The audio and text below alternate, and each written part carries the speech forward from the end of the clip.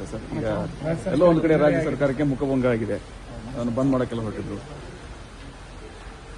ರಾಜ್ಯ ಸರ್ಕಾರ ಯಾವಾಗಲೂ ಕೂಡ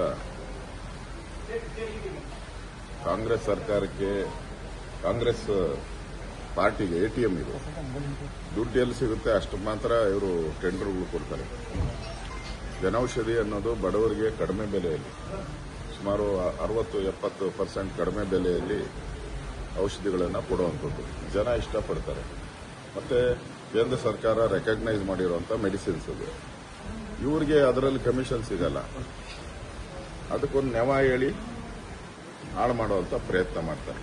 ಬಡವರಿಗೆ, ರೋಗಿಗಳಿಗೆ ಸಹಾಯ ಮಾಡಬೇಕೇ ಹೊರತು ದ್ರೋಹ ಬಗೆಬಾರದು. ಈ ಸರ್ಕಾರ ಬಡ ರೋಗಿಗಳಿಗೆ ದ್ರೋಹ ಬಗೆತಾ ಇದ್ದಾರೆ.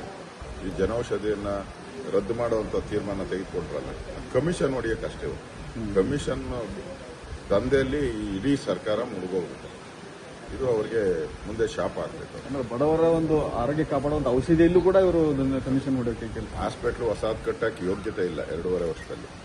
ಅಟ್ಲೀಸ್ಟ್ ಕೇಂದ್ರ ಸರ್ಕಾರ ಜನೌಷಧಿ, ಕೇಂದ್ರ ಸರ್ಕಾರ ಯಾರೋ ಪ್ರೈವೇಟ್ ಅವರು ಅಲ್ಲ, ಯಾರೋ ಟಾಟಾ ಬಿರ್ಲಾ ಕೊಡ್ತಾ ಇಲ್ಲ, ಕೇಂದ್ರ ಸರ್ಕಾರ ಕೊಡ್ತಾ ಇರೋ ಜನೌಷಧಿಯನ್ನ ಸ್ವಾಗತ ಮಾಡಿ ಜಾಸ್ತಿ ಮಾಡಬೇಕಾಯ್ತು. ಪ್ರತಿ ತಾಲೂಕಲ್ಲೂ ತಗೊಳ್ಳಿ, ಪ್ರತಿ ವಿಲೇಜ್ ಅಲ್ಲೂ ಮಾಡಿ ಅಂತ ಹೇಳೋದು ಬಿಟ್ಬಿಟ್ಟು ಅದಕ್ಕೆ ಕಡಿವಾಣ ಹಾಕೋದು, ಅಲ್ಲೂ ಕಮಿಷನ್ ಹೊಡೆಯುವಂಥದ್ದು ಮಾಡೋದು.